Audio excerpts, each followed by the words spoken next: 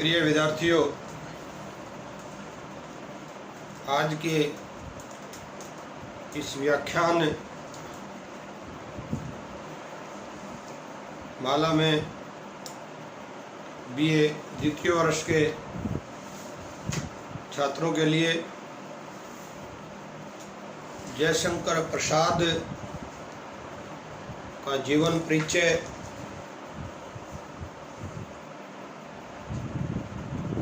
रचनाएं, नाटक, कहानी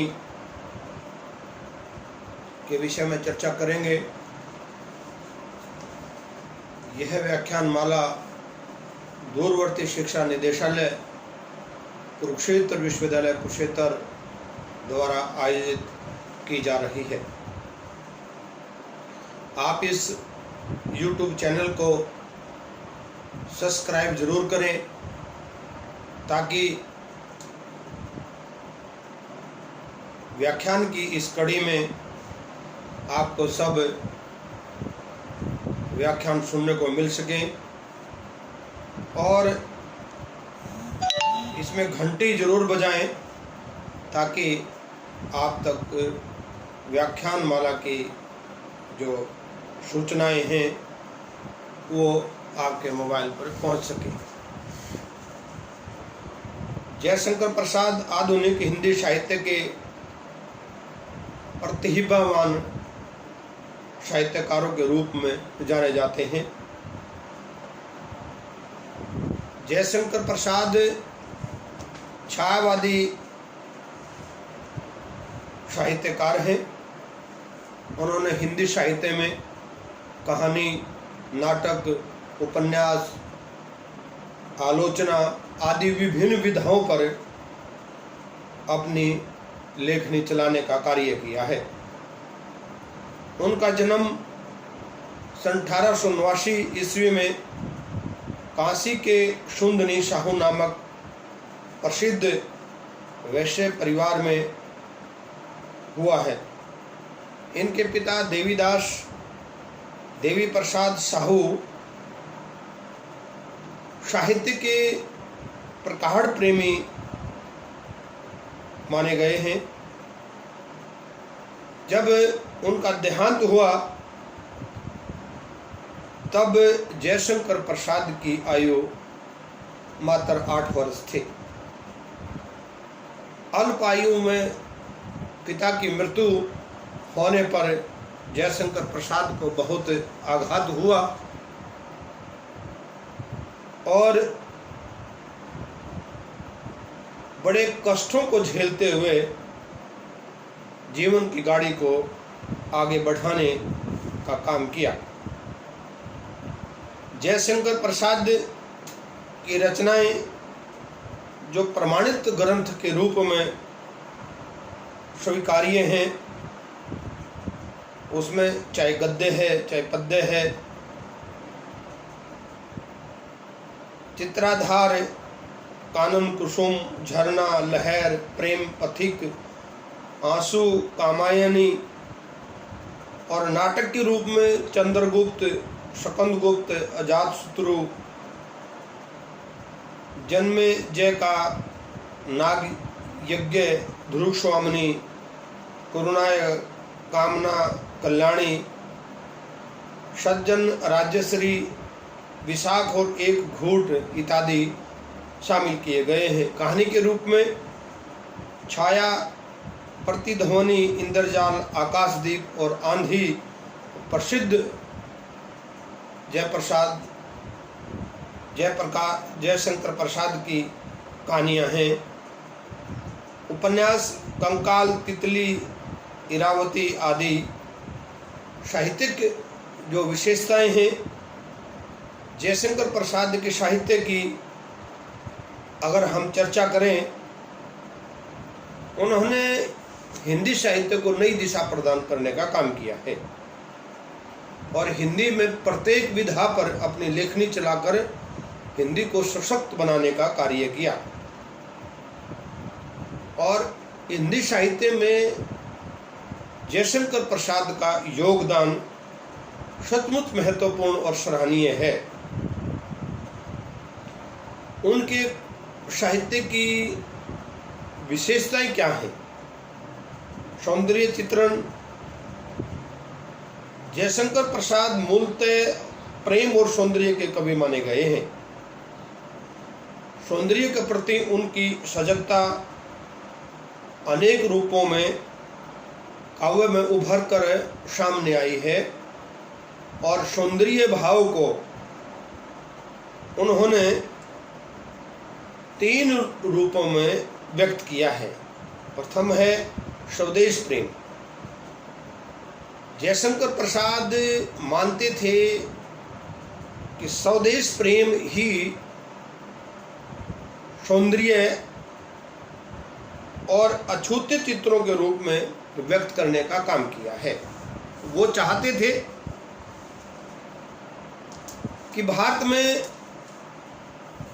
संपूर्ण सौंदर्य का भंडार देखने को मिलता है। भारत में प्राकृतिक सौंदर्य और कवि की कल्पना के रूप में भाव विभोर देखकर देश में सौंदर्य चित्रण का उन्होंने प्रस्तुत किया है। और नाटक जैसे चंद्रगुप्त के रूप में उन्होंने कहा, अरुण यह मधु में देश हमारा, जहाँ पहुँच अनजात क्षितिज को मिलता कूल किनारा। वो कहते कि प्रकृति सौंदर्य का जब चित्रण जयशंकर प्रसाद जी करते हैं, वो कहते हैं कि प्राकृतिक सौंदर्य का जो सुंदर जो कल्पना है, जो चित्रण है, जो भाव है, वो मनोरम दर्शों के रूप में रंगीन चित्रशाला प्रकृति के कोमल और कठोर रूपों का आकलन बड़ा सहज और सुंदर तरीके से प्रसाद जी ने किया है। उषा सुनहले तीर बरसती, जय लक्ष्मी सी उदित हुई, नव कोमल आलोक बिखरता, हिम सुतूती पर भर अनुराग, शीत सरोज पर कीड़ा करता, जैसे मधुमेह पिंग पराग। मानवीय प्राकृतिक सौंदर्य का चित्रण जयशंकर प्रसाद ने बड़ा लालसा और प्रकृति राष्ट्र के सौंदर्य की को अंकित करते हुए समाप्त नहीं किया, बल्कि मनुष्य को शारीरिक सौंदर्य के साथ साथ उसके कर्म, भाव, सौंदर्य चित्रण विस्तार पूर्वक तरीके से करके, जिसमें एक खंड मैंने बताया था, एक आंसू, जिस खंड काव्य में प्रेसी के सौंदर्य का चित्रण करते हुए जयशंकर प्रसाद जी कहते हैं, चंचला स्नान कर आवे चंद्रिका पर्व में, जैसे उस पावन तन की शोभा आलोक मधुर सी ऐसे। प्रेम चित्रण है। प्रसाद जी के काव्य में प्रेम दूसरी प्रमुख प्रवृत्ति है। उसके काव्य में सौंदर्य आकर्षण का केंद्र है और साथ साथ प्रकृति, देश, मानव, ईश्वर के प्रति जो प्यार व्यक्त किया है, जो सौंदर्य व्यक्त किया है, वो बड़ा आकर्षण का केंद्र है। प्रकृति के प्रति प्रेम की भावना। छायावादी कवियों का मानना है कि शरणस्थल प्रकृति ही रही है। प्रकृति को मानवीय रूप में देखना और उसे प्रेम करना, प्यार करना, उसे सुशोभित करना और मुख्य रूप से अंकित करना, ये एक सच्चा और प्रखर कवि ही कर सकता है। कोलाहल में भरी उस दुनिया से भागकर कवि प्रकृति की गोद में विश्राम कर लेता है, उसकी शरण में चला जाता है। इसलिए कवि कहता है, ले चल मुझे बुलावा देकर, ले चल मुझे बुलावा देकर, मेरे नाविक धीरे धीरे तज कोलाहल की ए ध्वनि रे। देश प्रेम की भावना, प्रसाद जी का उत्कृष्ट देश प्रेम उसकी देश भक्ति भक्तिपूर्ण रचनाओं में बार बार झलकता है, हर जगह झलकता है। देश की परंपराओं, इतिहास और संस्कृति में अटूट आस्था रखने वाले जयशंकर प्रसाद कहते हैं कि देश प्रेम के अनेक गीत लिखने में उनके गीत अमर हो गए। वो कहते हैं, हिमाद्री तुंग श्रृंग से प्रबुद्ध शुद्ध भारती, स्वयं प्रभा समुजला स्वतंत्र पुकारती। वो कहते हैं कि उनके देश प्रेम के गीत में अमर ज्योति की ज्वाला हमेशा जलती रहेगी। वो चाहते हैं कि हर मनुष्य ईश्वर से प्रेम करे, ईश्वर के प्रति अपनी आस्था रखे। छावादी कवि रहस्यवादी भी होते हैं और प्रकृति से प्रभु के दर्शन करते हुए प्रसाद जी कहते हैं कि रहस्यवादी तत्व पर्याप्त मात्रा में पाए जाते हैं। जिज्ञासा, प्रेम, विरह तथा मिलन के सोपानों में गुजरने वाली ईश्वर प्रेम भक्ति हर एक मनुष्य में विद्यमान होती है। हे अनंत रमणीय कौन तुम, यह है कैसे कह सकता, कैसे हो, क्या हो, इसका तो भार विचार नहीं सह सकते हो। प्रेम की सौंदर्य भक्ति में प्रसाद के काव्य ने विश्व बंधुत्व, सर्वजन हिताय तथा व्यापक मानवतावाद की बात करके अपनी रचनाओं को ओतप्रोत किया है। वो चाहते हैं कि प्रसाद कविता मानवता में ईश्वर और ईश्वर में मानवता जगह जगह देखने को मिलता है। भाषा शैली, प्रसाद जी की भाषा शैली परिकृष्ट, स्वाभाविक, तत्सम शब्दावली, प्रधान और सरस छोटे छोटे पदों को गंभीर रूप प्रदान करके उसमें संगीत लय विधान करके एक अनोखी शैली को प्रमुखता से साहित्य में प्रेषित किया है।